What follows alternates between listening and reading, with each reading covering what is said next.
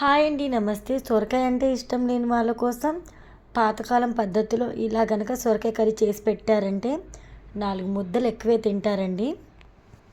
చిన్న అల్లం ముక్క, 7-8 వరకు వెల్లుల్లి రెబ్బలు, 7-8 వరకు పచ్చిమిర్చి మీ కారానికి తగ్గట్టుగా తీసుకొని రోట్లో కానీ మిక్సీ జార్లో కానీ గ్రైండ్ చేసి తీసుకోండి.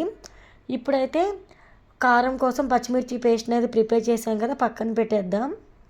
కర్రీ వండుకోవడం కోసం స్టవ్ ఆన్ చేసుకొని ప్యాన్ పెట్టుకొని ప్యాన్ హీట్ అయిన తర్వాత ఒక 3 టేబుల్ స్పూన్ల ఆయిల్ తీసుకోవాలి. ఆయిల్ కాగిన తర్వాత ఆవాలు, జీలకర్ర, పచ్చిశనగపప్పు, మినప్పప్పు వేసుకొని 3 లేదా 4 వరకు వెల్లుల్లి రెబ్బలు అయితే వేసుకోవాలండి. ఇవన్నీ కాస్త ఫ్రై అయిన తర్వాత 1 లేదా 2 ఎండుమిర్చి తీసుకొని ఈ విధంగా అయితే వేసుకొని ఫ్రై చేసుకోవాలి. తాలింపు ఫ్రై అయిన తర్వాత అంటే కలర్ కాస్త చేంజ్ అయిన తర్వాత ఇందులోకి ఒక ఉల్లిపాయ తీసుకొని సన్న ముక్కలుగా కట్ చేసుకొని వేసుకోవాలండి. ఈ కర్రీలోకి ఉల్లిపాయలు ఎక్కువ అవసరం లేదు.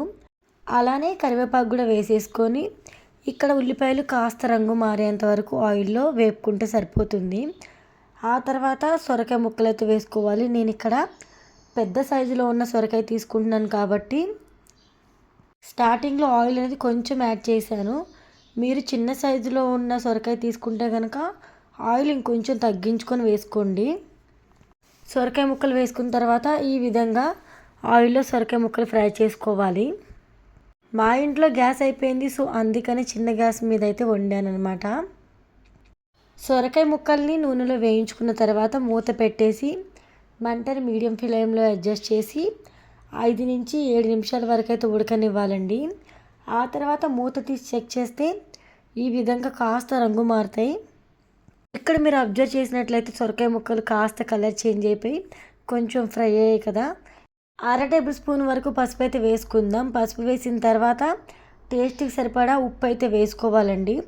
పసుపు, ఉప్పు వేసుకున్న తర్వాత మనం ముందుగా ప్రిపేర్ చేసి పెట్టుకున్న పచ్చిమిర్చి పేస్ట్ ఉంది కదా, ఆ పచ్చిమిర్చి పేస్ట్ని కూడా వేసేసుకొని పసుపు, ఉప్పు మనం యాడ్ చేసుకున్న పచ్చిమిర్చి పేస్ట్ అంతా కూడా సొరకాయ ముక్కలకి పట్టేలాగా ఈ విధంగా కలుపుకోవాలండి.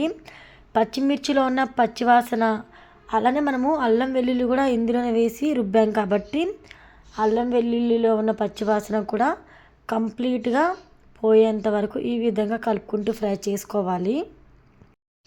ఇలా ఫ్రై చేసుకున్న తర్వాత 2 లేదా 3 టమాటోలు తీసుకోండి.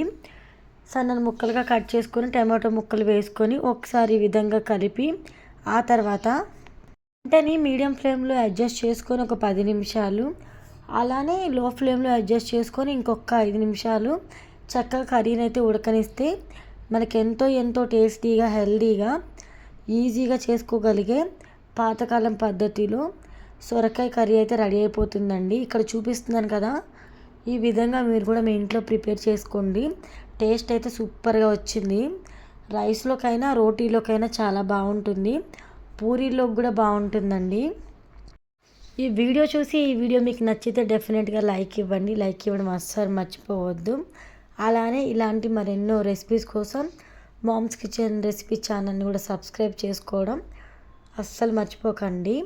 ఇక్కడ ఒక్కసారి మూత తీసాం కదా, కూర ఎలా ఉడికిందో చూద్దాం. ఇక్కడ ఆల్మోస్ట్ కూర అయితే ఉడికిపోయింది, ఆయిల్ కూడా పైకి తేలింది, చూసారా. ఈ కర్రీలో నేను వాటర్ అనేది కొంచెం కూడా యాడ్ చేయలేదు. సొరకాయలో ఆల్రెడీ వాటర్ క్వాంటిటీ ఉంటుంది కాబట్టి అదే సరిపోయింది. చివరిగా కొత్తిమీర వేసుకొని ఒకసారి కలుపుకొని కాస్త ఉడికించుకొని స్టవ్ ఆఫ్ చేసుకొని దింపేసుకుంటే వేడివేడిగా సొరకాయ కర్రీ అయితే రెడీ అయిపోతుందండి. ప్రాసెస్ అంతా ఈజీగా ఉంటుంది కాబట్టి ఫస్ట్ టైం చేసే వాళ్ళు కూడా పర్ఫెక్ట్గా ప్రిపేర్ చేసుకోవచ్చు. మరొక మంచి రెసిపీతో మళ్ళీ ఇంకొక వీడియోలో కలుద్దాం. Thank you so much for watching.